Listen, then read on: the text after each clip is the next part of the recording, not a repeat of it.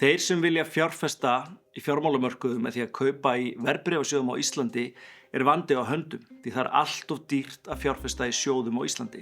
Nær allir verðbréfasjóðir á Íslandi með árlegan kostnað einhvers staðar á bilinu 2-3% þegar allt talið. Og það kann að hljóma lítið, en til langs tíma, margra ára og áratuga, þá magnast þessi kostnaður upp og þýðir að stór hluti af raun ávöxtum sjóðana rennur tilbaka í kerfið og lítið stendur eftir fyrir fjárfesting. Þessi 2-3% árgjöld væru hugsanlega réttlætanleg ef þessi sjóðir væru almennt að sigra vísitölurnar sem þeir miða sig við, sigra markaðinn. Og mörgum finnst skrítið að sjóðstjórar sem eru í fullri vinnu við að velja hlutabréf geta ekki unnið fyrir kaupinu sínu og sigra markaðinn.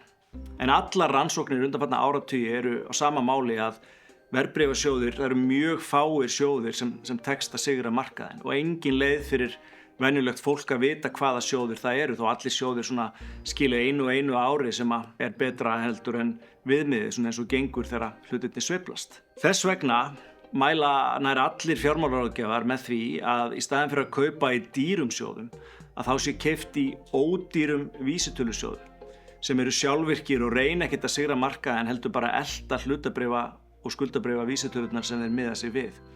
Og það það sem að langflestir ættu að gera þegar þeir vilja fjárfesta til langs tíma.